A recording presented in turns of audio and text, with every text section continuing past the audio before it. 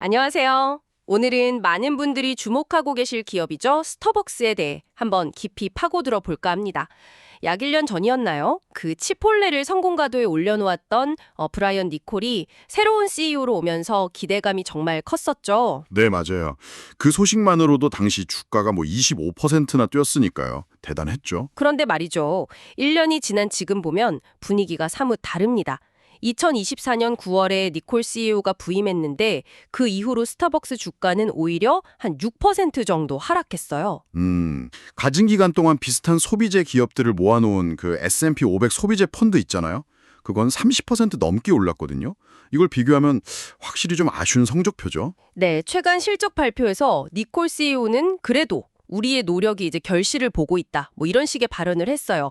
특히 미국 시장에서 긍정적인 변화가 시작되고 있다고 강조했습니다. 아무래도 미국 시장이 중요하긴 하죠. 스타벅스 전체 매장이 한 4만 1,000개 정도 되는데 그중에 1만 7천 개 이상이 미국에 있으니까요. 거의 절반 가까이 되는 거죠. 그렇죠. 가장 큰 시장인데 네, 하지만 니콜 CEO 스스로도 아직 할 일이 더 많다고 인정하고 있습니다.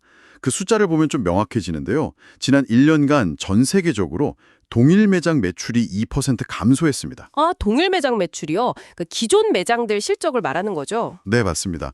최소 1년 이상 영업한 매장들의 매출 변화인데 이게 줄었다는 건 그만큼 기존 매장 장사가 좀 안 됐다는 의미죠. 벌써 이게 6분기 연속 감소세라고 하더라고요. 6분기 연속이요? 꽤 오래 부진했네요. 네. 그리고 순이익 역시 1년 전에는 뭐 10억 5천만 달러 정도였는데 최근에는 5억 5,800만 달러 수준으로 거의 반토막이 났습니다. 이야, 순이익이 반토막이라니 심각한데요. 그렇죠. 심지어 지난달에는 북미 매장이 1%, 그러니까 수백 개 매장을 닫겠다고 발표했어요.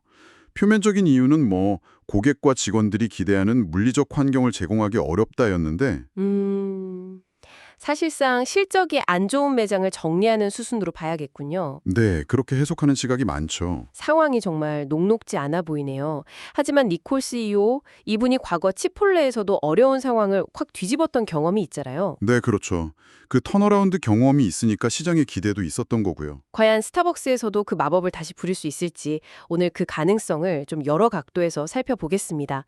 긍정적인 신호도 있고 또 여전히 남아있는 불안 요소들도 한번 짚어보죠. 네, 좋습니다. 자, 그럼 먼저 희망적인 부분부터 찾아볼까요?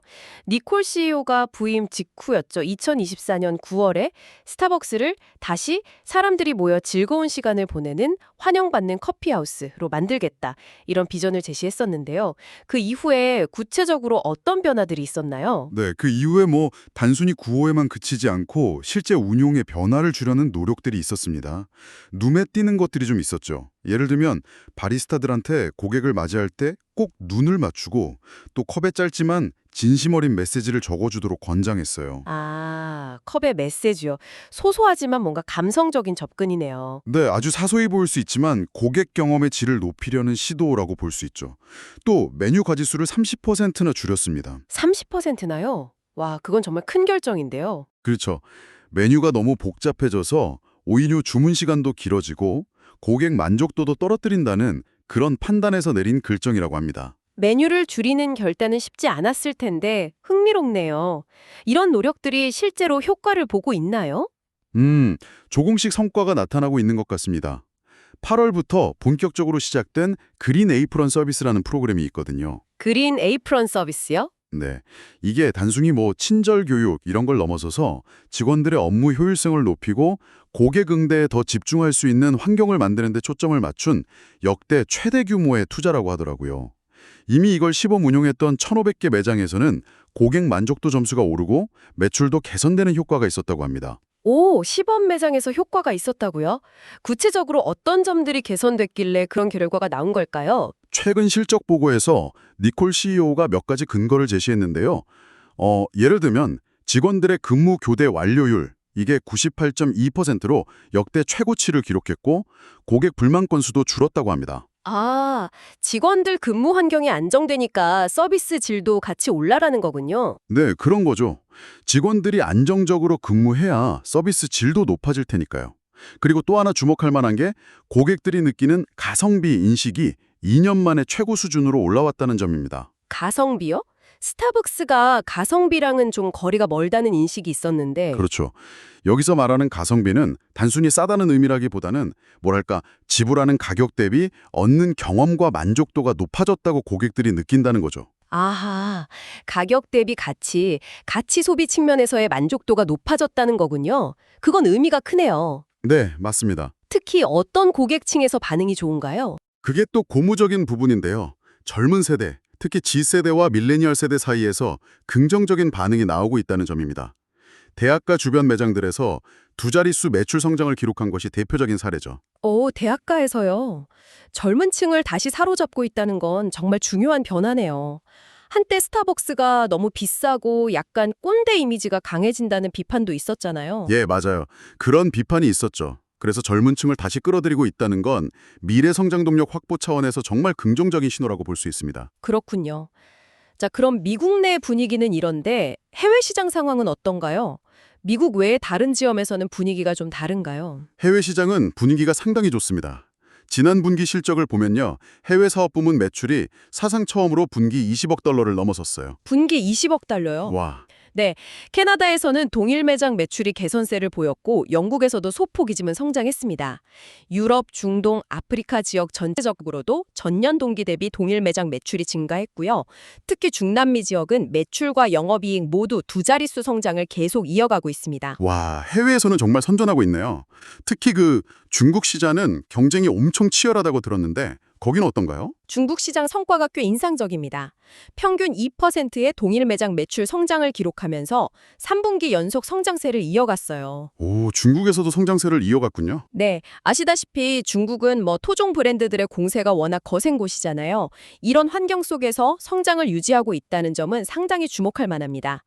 전반적으로 보면 해외 매장들이 기록적인 매출을 올리면서 미국 시장의 부진을 어느 정도 만회해주고 있는 그런 형국입니다. 해외 실적이 이렇게 좋은데 왜 유독 가장 큰 시장인 미국에서는 어려움을 겪고 있는 걸까요?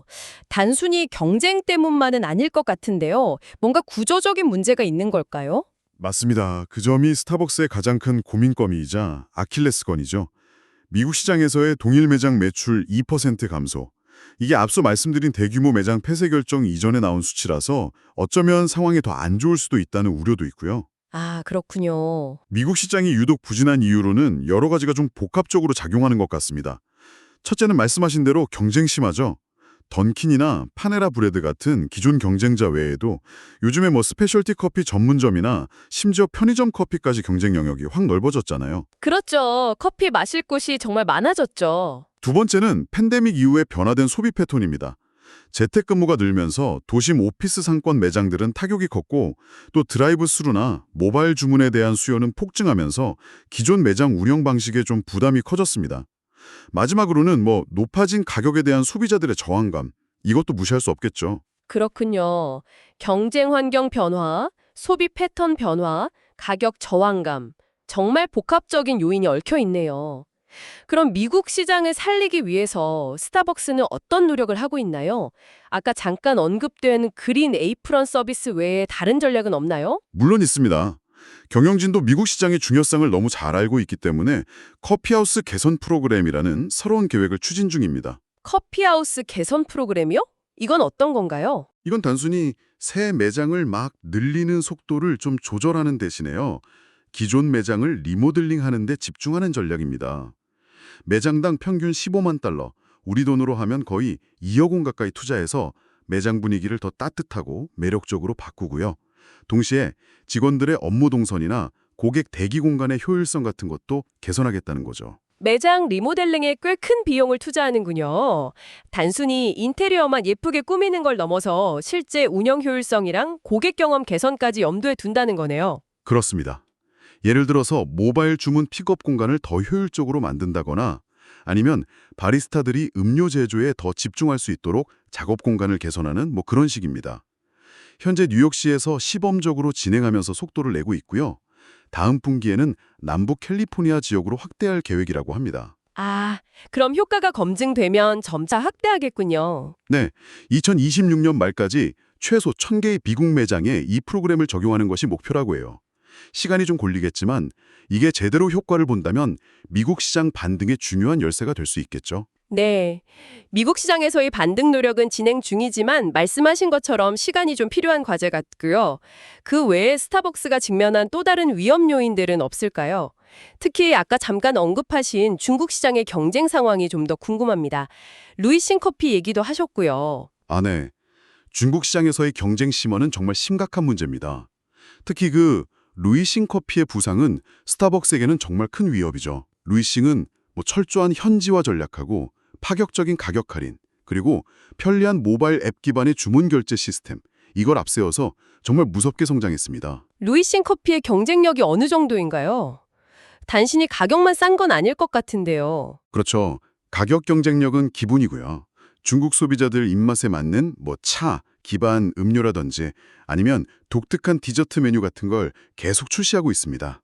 또 매장들도 보면 스타벅스처럼 넓고 편안한 공간보다는 빠르고 편리하게 픽업해 가는 데 초점을 맞춘 소규모 매장이 많아요. 그래서 운영 비용 측면에서도 좀 더 효율적이죠. 아, 운영 방식 자체가 다르군요. 네. 불과 한 7년 전에 등장했는데 현재 중국 내 매장 수나 매출 면에서 이미 스타벅스를 앞질렀다는 분석도 나오고 있습니다. 니콜 CEO가 부임 초기에 중국 시장 경쟁을 극심하다, 인텐스, 고 표현했을 정도니까요. 와, 7년 만에 스타벅스를 앞질렀다고요? 중국 토종 브랜드의 기세가 정말 대단하네요. 그럼 스타벅스는 어떻게 대응하고 있나요? 스타벅스도 가만히 있지는 않습니다. 좀 더 다양한 맞춤 옵션을 제공한다거나 중국 시장만을 위한 새로운 음료를 개발하는 등 혁신을 통해서 고객 기반을 넓히려고 노력하고 있죠. 하지만 더 근본적인 문제는 어쩌면 스타벅스 경영진이 통제하기 어려운 외부 환경 변수일 수 있습니다. 외부 환경 변수요? 네, 바로 중국 경제의 둔화 가능성입니다. 아, 중국 경제 상황까지 고려해야 하는군요. 구체적으로 어떤 영향이 있을 수 있을까요? 최근 발표되는 중국의 경제 지표들을 보면 소매 판매 증가율이 좀 둔화되고 있고 산업 생산이나 투자도 예전 같지 않습니다. 청년 실업률 문제도 계속되고 있고요. 만약 중국 경제가 본격적인 침체 국면에 접어든다면 소비자들은 자연스럽게 지갑을 닫게 될 겁니다. 그렇죠. 경기가 안 좋으면 비싼 커피부터 줄이게 되니까요. 맞습니다. 이런 상황에서는 상대적으로 가격대가 높은 프리미엄 브랜드인 스타벅스가 타격을 입을 수밖에 없죠. 오히려 가격 경쟁력을 갖춘 루이싱 같은 현지 브랜드에게는 시장 점유율을 더 넓힐 기회가 될 수도 있고요. 듣고 보니 중국 시장의 위험 요인이 단순히 경쟁 심화뿐만 아니라 거시경제 상황과도 아주 밀접하게 맞물려 있군요. 스타벅스 입장에서는 정말 어려운 싸움이 될 수도 있겠네요. 네, 그렇습니다. 자, 그럼 이제 투자 관점에서 한번 살펴보죠. 이렇게 긍정적인 면과 부정적인 면이 공존하는데 현재 스타벅스 주가는 이런 상황을 어떻게 반영하고 있을까요? 너무 비싼 건 아닐까요? 그 점이 상당히 중요합니다. 투자 결정을 내리기 전에 현재 주가 수준이 적절한지를 따져봐야 하는데요. 이때 선행 주가 수익 비율, Forward PE라는 지표를 보면 좀 도움이 됩니다. 선행 P요? 그게 뭔가요? 이건 기업의 미래 예상 순이익 대비 현재 주가가 몇 배인지를 나타내는 건데요. 쉽게 말하면 시장이 그 기업의 미래 성장성에 대해서 얼마나 높은 기대를 하고 있는지를 보여주는 지표 중 하나라고 보시면 됩니다. 아하, 미래 기대치 지표군요. 그럼 스타벅스의 선행 P는 어느 정도 수준인가요? 현재 스타벅스의 선행 PE가 약 30.8배 수준입니다. 그런데 미국 증시 전체 평균, 그러니까 S&P 500 지수 평균 PE가 한 22.6배 정도거든요. 30.8배 대 22.6배. 꽤 차이가 나네요. 네. 비교해보면 스타벅스의 주가가 시장 평균보다 상당히 높은 평가를 받고 있다는 걸 알 수 있습니다. 그게 의미하는 바는 무엇일까요? 이미 주가에 긍정적인 기대감이 많이 반영되어 있다, 이런 뜻인가요? 그럴 가능성이 높습니다. 현재 주가는 니콜 CEO의 턴어라운드 전략이 성공적으로 진행될 것이라는 꽤 낙관적인 시나리오를 어느 정도는 미리 반영하고 있다고 해석할 수 있습니다.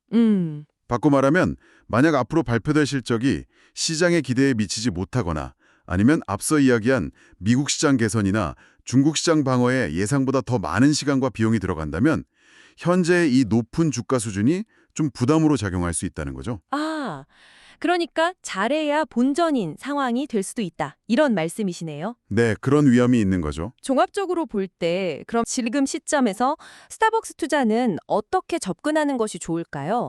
분명히 긍정적인 신호도 분명히 있지만 해결해야 할 과제도 많고 주가도 싸지 않다면 역시 좀 신중해야 할까요? 네, 현재로서는 신중한 접근이 필요해 보입니다.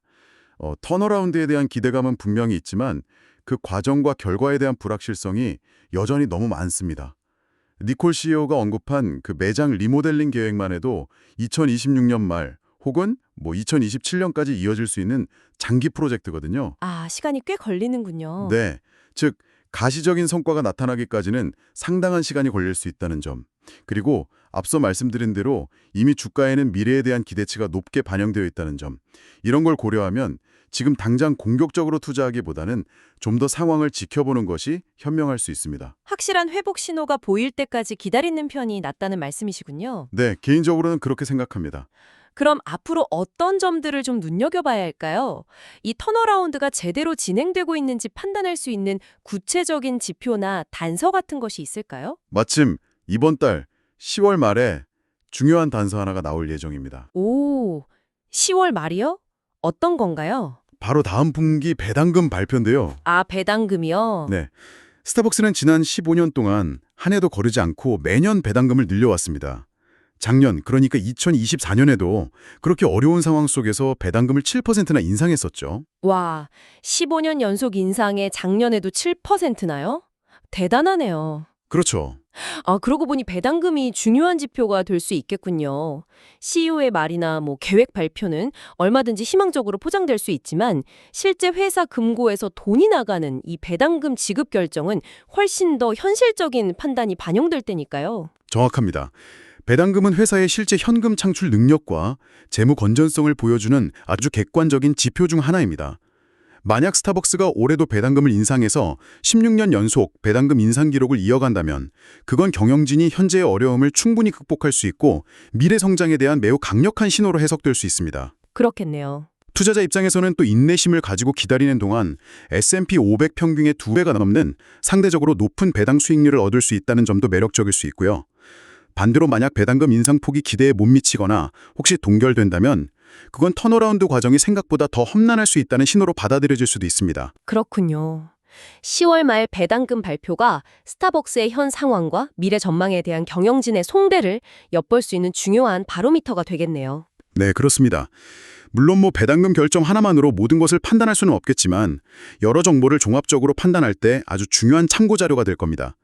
단기적인 주가 변동보다는 이런 실질적인 지표들의 변화 추이를 꾸준히 지켜보는 것이 중요하다고 생각합니다. 네, 알겠습니다. 이걸 좀 더 큰 그림에서 보면 스타벅스의 사례는 단순히 한 기업의 흥망성쇠를 넘어서 글로벌 소비 트렌드가 어떻게 변화하고 있는지, 또 치열한 시장 경쟁 속에서 기업들이 어떻게 적응해 나가는지를 보여주는 굉장히 흥미로운 연구 대상이기도 하고요. 오늘 스타벅스의 현 주소와 미래 전망에 대해 정말 깊이 있는 이야기를 나눠봤습니다.